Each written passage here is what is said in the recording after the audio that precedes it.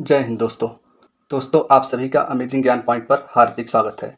और आज के इस वीडियो में हम कवर करेंगे विश्व के कुछ बहुत ही महत्वपूर्ण संगठन यानी इंटरनेशनल ऑर्गेनाइजेशन।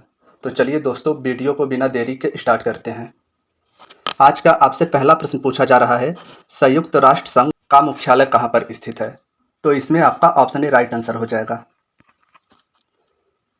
दोस्तों हमारे सामने एक बहुत ही बड़ी चिंता होती है कि हम एक बार वीडियो देख लेते हैं और जो भी उनके इम्पोर्टेंट मुख्यालय या स्थापना वर्ष होते हैं वह याद कर लेते हैं, लेकिन कुछ दिनों के उपरांत हम सभी उसे भूल जाते हैं। तो दोस्तों इस वीडियो में आप सभी के लिए कुछ अच्छे ट्रिक्स मैं लेकर आया हूं, जो कि आप सभी के साथ शेयर करना चाहूँगा। जो विश्व के प्रमुख मुख्यालय हैं वह आप सभी को ऐसे याद रखने हैं कि सबसे पहले आपको अपने दिमाग में इमेज बनाना है। अगर आप सभी से पूछ लिया जाए कि विश्व का सबसे शक्तिशाली देश कौन सा है, तो आपके दिमाग में जो चित्र उभरेगा वह होगा अमेरिका का। दोस्तों जब आपसे शक्तिशाली देश की बात की गई तो आपके दिमाग में क्या आया? अमेरिका। वह किस लिए आया? क्योंकि उसके पास पैसा है। तो हम सभी को ऐसे यह ध्यान रखना है कि जितने भी पैसे वाले संगठन हैं वह सभी अमेरिका में स्थित है। जैसे दोस्तों इसके एग्जाम्पल्स हो जाएंगे संयुक्त राष्ट्र संघ यानी यूएनओ और विश्व बैंक और आईएमएफ जैसे जो बहुत ही प्रमुख संगठन है, उसके मुख्यालय अमेरिका में स्थित है। तो मेरे प्यारे भाइयों, इसमें आपका ऑप्शन ए राइट आंसर हो जाएगा, यानी संयुक्त राष्ट्र संघ का मुख्यालय न्यूयॉर्क अमेरिका में स्थित है। अब दोस्तों इससे रिलेटेड की पॉइंट बहुत ही महत्वपूर्ण है, तो आप सभी को आगे देख लेना है। बात की जाए संयुक्त राष्ट्र संघ की, तो इसकी स्थापना 24 अक्टूबर वर्ष 1945 को संयुक्त राष्ट्र के अधिकार पत्र पर 50 देशों के हस्ताक्षर के साथ हुई। यानी अगर आप सभी से पूछ लिया जाए कि संयुक्त राष्ट्र की स्थापना कब हुई, तो वह आप सभी को 1945 बताना है। और अगर संयुक्त राष्ट्र दिवस पूछ लिया जाए तो वह हो जाएगा 24 अक्टूबर। अब दोस्तों इसका मुख्यालय हम सभी को ध्यान रखना है कि इसका मुख्यालय हो जाएगा मैनहट्टन द्वीप, जिसे हम लोग टापू के नाम से जानते हैं, और यह न्यूयॉर्क संयुक्त राज्य अमेरिका में स्थित है। और इसके सदस्य देशों की बात की जाए तो इसमें कुल मिलाकर 193 मेंबर्स हैं। और दोस्तों मोस्ट इम्पॉर्टेंट जो इसमें है वह है इसका ऑफिशियल लैंग्वेज। तो हम सभी को ध्यान रखना है कि इसके यानी कि संयुक्त राष्ट्र संघ के कुल मिलाकर 6 ऑफिशियल लैंग्वेज हैं, जिसमें अरबी हो जाएगा, चीनी जो कि चीन का लैंग्वेज है, और अंग्रेजी, फ्रांसीसी, रूसी और स्पेनिश। दोस्तों अगर आप सभी से बात की जाए कि विश्व में कुल कितने महाद्वीप हैं, तो आप सभी को याद रहेगा कि कुल मिलाकर 7 महाद्वीप हैं। लेकिन अगर यूएनओ के ऑफिशियल लैंग्वेज की बात की जाए तो वह 2 हो जाएगा, अरबी और चीनी एशिया का हो जाएगा। इसके बाद जो अन्य 4 लैंग्वेजेस हैं वह यूरोप के हैं। तो आप सभी को ऐसे ही ट्रिक से याद कर लेना है कि ऑफिशियल लैंग्वेज जो है यूएनओ का, उसमें 2 है एशिया का, अरबी और चीनी। उसके बाद अंग्रेजी, फ्रांसीसी, रूसी और स्पेनिश, यह चारों यूरोप के लैंग्वेज हैं। दोस्तों अगर हम सभी बात करें कि संयुक्त राष्ट्र के कुल मिलाकर कितने अंग हैं, तो आप सभी को याद रखना है कि संयुक्त राष्ट्र के कुल मिलाकर 6 प्रमुख अंग हैं।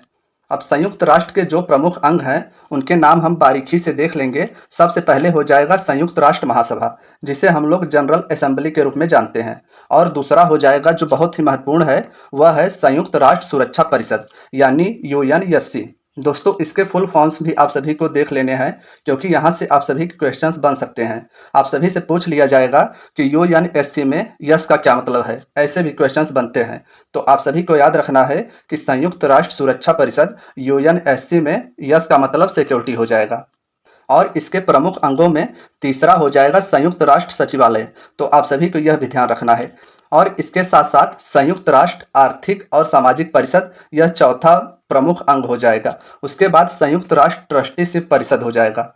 और दोस्तों हमारा छठवां और जो आखिरी है वह बहुत ही महत्वपूर्ण है, वह है अंतर्राष्ट्रीय न्यायालय। संयुक्त राष्ट्र के जो 6 प्रमुख अंग हैं उनमें से 5 के मुख्यालय तो न्यूयॉर्क में स्थित हैं, लेकिन जो अंतर्राष्ट्रीय न्यायालय है इसका मुख्यालय नीदरलैंड के द हेग में स्थित है। और नीदरलैंड एक यूरोपीय देश है, वहीं पर अंतर्राष्ट्रीय न्यायालय का मुख्यालय स्थित है। दोस्तों अंतर्राष्ट्रीय न्यायालय के बारे में आप सभी को मोटा माटी यह भी ध्यान रखना है, इसमें कुल मिलाकर 15 जजेस होते हैं और इनका जो कार्यकाल होता है वह 9 वर्ष का होता है।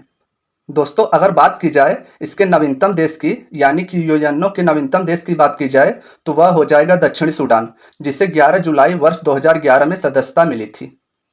दोस्तों अब आपका अगला क्वेश्चन संयुक्त राष्ट्र की सुरक्षा परिषद से पूछा जा रहा है कि निम्न में से कौन सा युग्म संयुक्त राष्ट्र की सुरक्षा परिषद का अस्थायी सदस्य नहीं है। दोस्तों मोस्ट इंपॉर्टेंट क्वेश्चन है, तो हम सभी को सबसे पहले यह याद रखना है कि संयुक्त राष्ट्र की सुरक्षा परिषद में कुल मिलाकर 5 अस्थायी सदस्य यानी कि परमानेंट मेंबर हैं और 10 नॉन परमानेंट मेंबर्स हैं। तो जैसा कि आप सभी से इस क्वेश्चन में पूछा गया है कि कौन सा युग्म ऐसा है जो सुरक्षा परिषद का अस्थायी सदस्य नहीं है, तो दोस्तों इसमें आपका ऑप्शन ए राइट हो जाएगा, यानी कि भारत सुरक्षा परिषद का सदस्य नहीं है और इसके साथ साथ जापान भी सुरक्षा परिषद का सदस्य नहीं है। अब दोस्तों हम सभी सुरक्षा परिषद के जो सदस्य हैं उन्हें देख लेंगे कि ब्रिटेन हो जाएगा, फ्रांस हो जाएगा, चीन हो जाएगा, अमेरिका हो जाएगा और रसिया। ये 5 जो हैं वह सुरक्षा परिषद के परमानेंट मेंबर्स हैं। दोस्तों जो सुरक्षा परिषद में 5 परमानेंट मेंबर्स हैं उनमें से 4 तो यूरोपीय हैं और एक हो जाएगा चीन जो है वह एशिया का है। तो यह भी आप सभी को नोट कर लेना है। अगर बात की जाए सुरक्षा परिषद के बारे में, हम सभी बात करें दक्षिणी गोलार्ध की, तो दक्षिणी गोलार्ध के जितने भी कंट्रीज हैं वहाँ का कोई भी ऐसा देश नहीं है जो सुरक्षा परिषद का सदस्य हो। अब दोस्तों हम सभी सुरक्षा परिषद के बारे में की पॉइंट में देखेंगे कि सुरक्षा परिषद यानी कि यूएन का सुरक्षा परिषद संयुक्त राष्ट्र के 6 प्रमुख अंगों में से एक है। जैसा कि आप सभी ने ऊपर देखा, यूएनओ के कुल मिलाकर 6 प्रमुख अंग हैं, उसी में से एक अंग है संयुक्त राष्ट्र का सुरक्षा परिषद और इसे विश्व का सिपाही भी कहा जाता है। दोस्तों यहाँ से भी क्वेश्चन पूछ लिया जाता है, तो आप सभी को यह भी ध्यान रखना है। बात की जाए यूएनएससी की कि इसकी स्थापना का उद्देश्य क्या है, तो इसकी स्थापना का उद्देश्य हो जाएगा वैश्विक शांति और सुरक्षा का उत्तरदायित्व। दोस्तों सुरक्षा परिषद में कुल मिलाकर 15 सदस्य हैं, 5 परमानेंट मेंबर्स और 10 नॉन परमानेंट मेंबर्स, और जो 10 नॉन परमानेंट मेंबर्स हैं वह प्रत्येक 2 वर्ष के लिए होते हैं। आप सभी ऊपर एक बार देख चुके हैं, एक बार हम सभी और देख लेंगे कि जो संयुक्त राष्ट्र संघ यानी यूएनओ के परमानेंट मेंबर्स हैं उनमें से चीन, फ्रांस, रूस, ग्रेट ब्रिटेन और संयुक्त राज्य अमेरिका है। तो यह आप सभी को नोट कर लेना है। दोस्तों अब हमारा अगला क्वेश्चन हमसे पूछा गया है, सार्क का मुख्यालय कहाँ स्थित है। दोस्तों बहुत ही महत्वपूर्ण क्वेश्चन है। इस क्वेश्चन में पूछा गया है कि सार्क का मुख्यालय कहाँ स्थित है। तो मेरे प्यारे भाइयों, मेरे प्यारे दोस्तों, इसमें आपका ऑप्शन ए राइट आंसर हो जाएगा कि अगर आप सभी से पूछ लिया जाए कि सार्क का मुख्यालय कहाँ स्थित है तो वह नेपाल के काठमांडू में स्थित है। और अगर बात की जाए इसके सदस्य देशों की, तो इसमें कुल मिलाकर 8 सदस्य देश हैं। दोस्तों हम सभी मैप के थ्रू देख लेंगे, सार्क के जो सदस्य देश हैं उनमें से हो जाएगा अफगानिस्तान, पाकिस्तान, हमारा प्यारा भारत, उसके बाद नेपाल, भूटान, बांग्लादेश, श्रीलंका और जो यहाँ पर थोड़ा नीचे है मालदीव। यानी कि कुल मिलाकर सार्क में 8 सदस्य देश हैं। दोस्तों आगे हम सभी सार्क के बारे में जो महत्वपूर्ण तथ्य है वह आगे की पॉइंट में देख लेंगे। बात की जाए सार्क की, तो इसका फुल फॉर्म हो जाएगा दक्षिण एशियाई क्षेत्रीय सहयोग संगठन, हिंदी में इसे दक्षेस भी कहते हैं, और यह 8 देशों का आर्थिक और राजनीतिक संगठन है।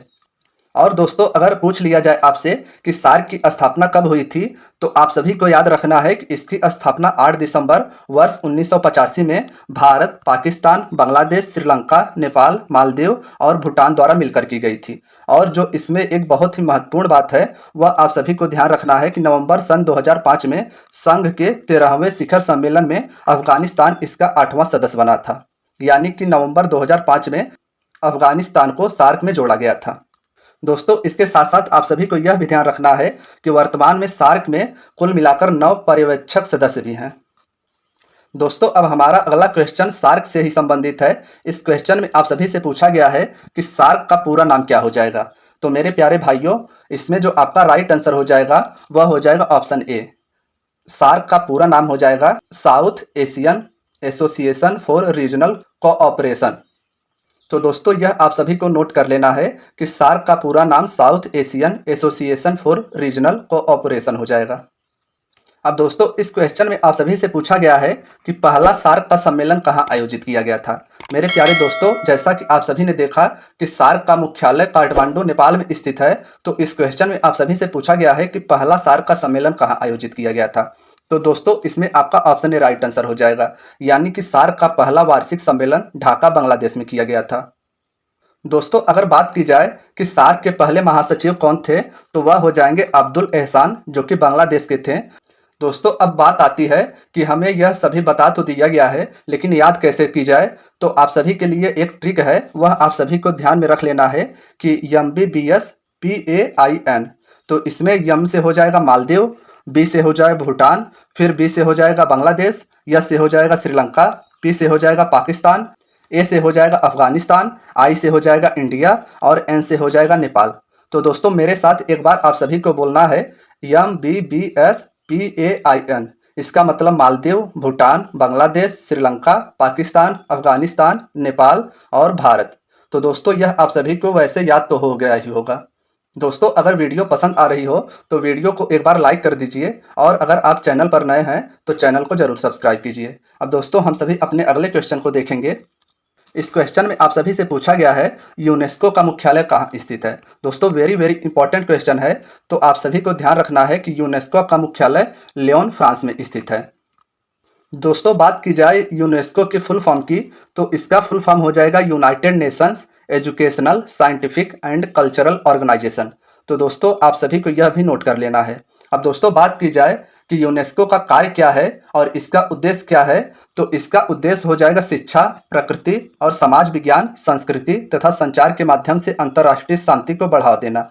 और संयुक्त राष्ट्र की इस विशेष संस्था का गठन की बात की जाए तो वह हो जाएगा 16 नवंबर वर्ष 1945। तो दोस्तों यह भी आप सभी को नोट कर लेना है कि यूनेस्को का गठन 16 नवंबर वर्ष 1945 में की गई थी। अब इसमें अगर हम सभी भारत की बात कर लें तो यूनेस्को में भारत वर्ष 1946 में जुड़ा था। अब दोस्तों आपका अगला क्वेश्चन आपसे पूछा गया है, भारत में यूनेस्को विश्व धरोहर स्थल की संख्या कितनी है। दोस्तों मोस्ट इंपॉर्टेंट क्वेश्चन है। इस क्वेश्चन में आप सभी से पूछा गया है कि यूनेस्को द्वारा जो विश्व धरोहर स्थल यानी वर्ल्ड हेरिटेज साइट की घोषणा की जाती है, उसमें कुल मिलाकर भारत के कितने स्थल सम्मिलित हैं। तो मेरे प्यारे भाइयों इसमें आपका ऑप्शन डी राइट आंसर हो जाएगा, यानी वर्तमान में भारत में कुल मिलाकर 40 विश्व धरोहर स्थल सम्मिलित हैं। दोस्तों सबसे पहले आप सभी को यह ध्यान रखना है कि पॉइंट में कि भारत में यूनेस्को द्वारा विश्व धरोहर स्थल की सूची में 40वें नंबर पर हड़प्पा सभ्यता का ऐतिहासिक स्थल धोलावीरा को सम्मिलित किया गया है। और बात की जाए धोलावीरा की तो यह गुजरात राज्य में स्थित है।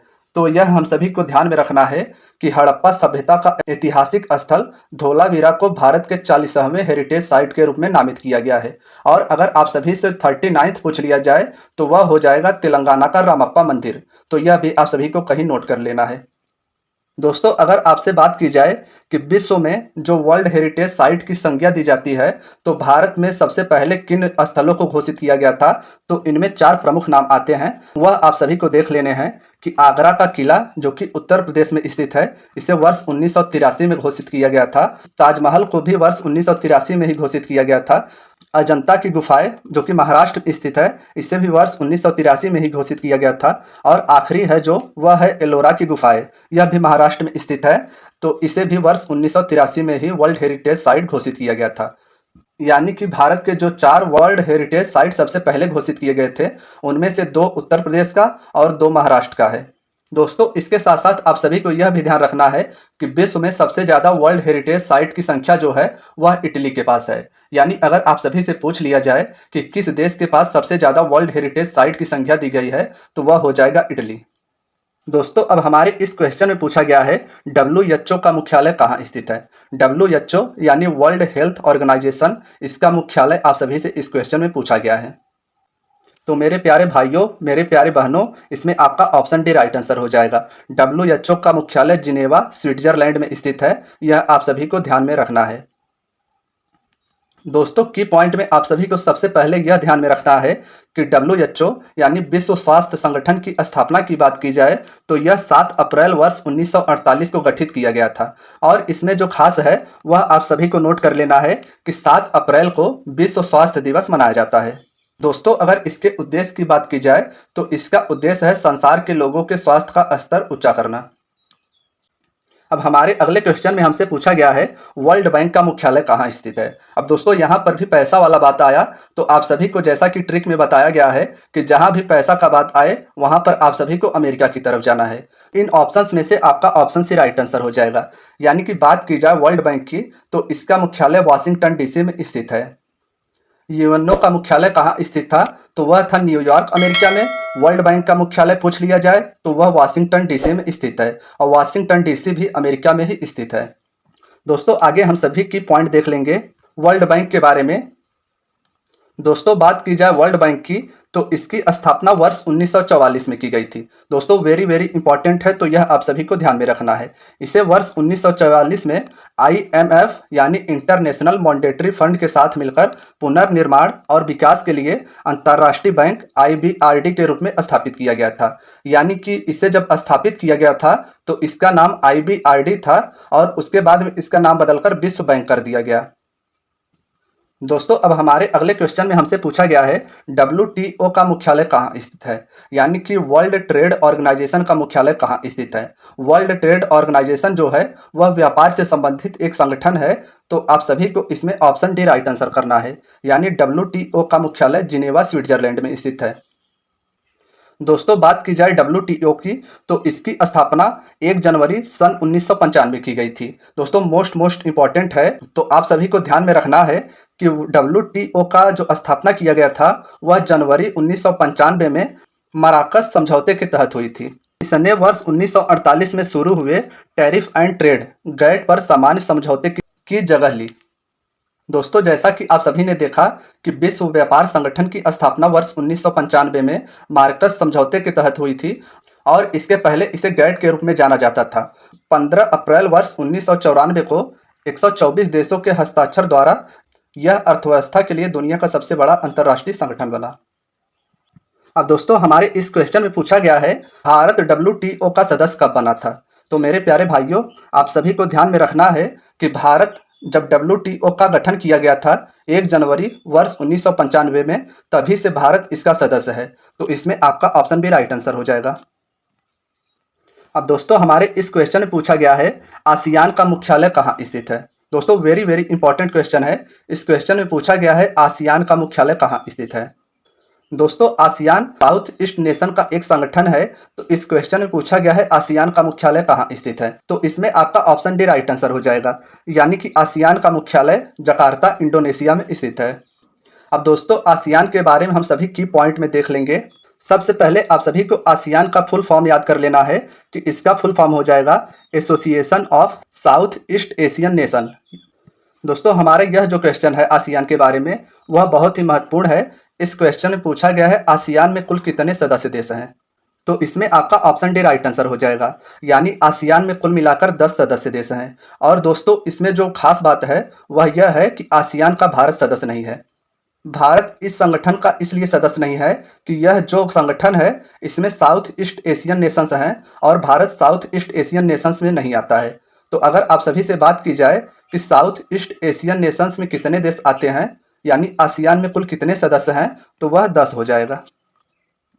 अब बात की जाए इनके सदस्यों की, तो इनमें हो जाएंगे Brunei, Cambodia, Indonesia, Laos, Malaysia, Myanmar, Philippines, Singapore, Thailand और वियतनाम। यह जो 10 देश हैं यह आसियान के मेंबर्स हैं और इसके साथ साथ इसके 2 प्रेक्षक राष्ट्र भी हैं, पापुआ न्यू गिनी और पूर्व तिमोर। तो यह भी आप सभी को ध्यान में रखना है।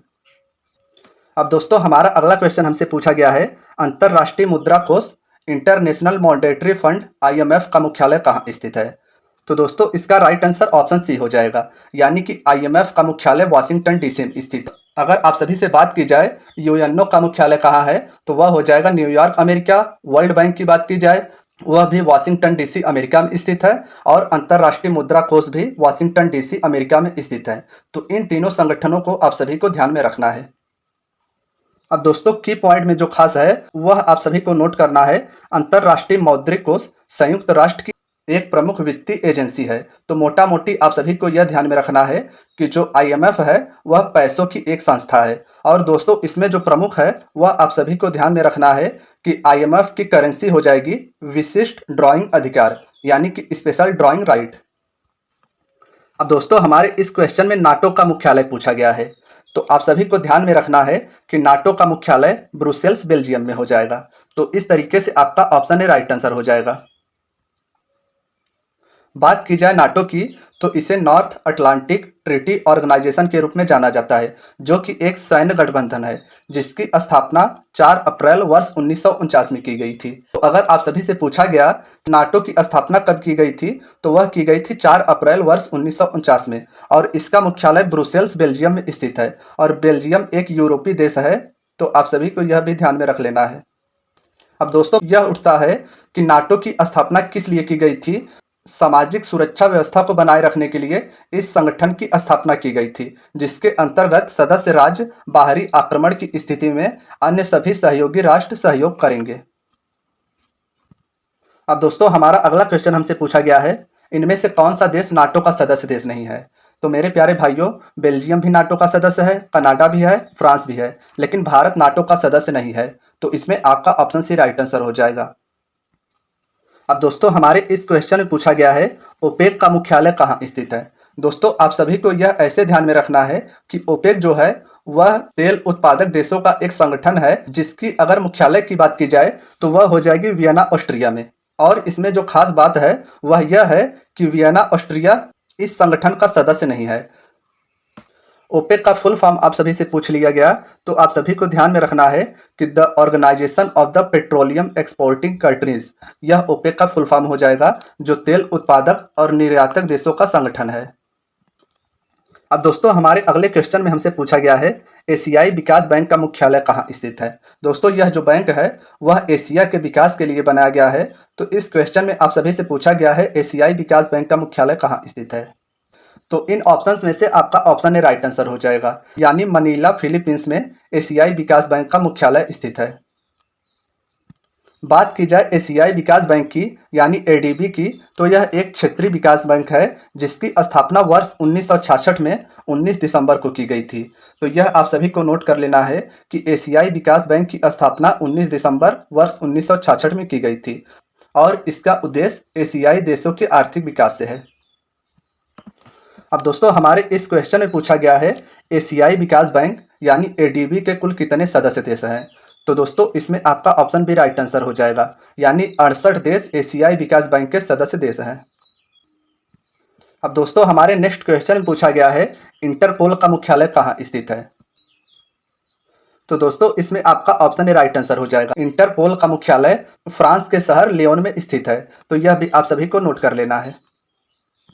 अब बात की जाए अगर इंटरपोल की, तो यह अंतर्राष्ट्रीय आपराधिक पुलिस संगठन है, जिसे आमतौर पर इंटरपोल के नाम से जाना जाता है, और इसकी स्थापना वर्ष 1923 में की गई थी, और भारत इस संगठन का सदस्य वर्ष 1949 में बना था। तो यह भी आप सभी को नोट कर लेना है।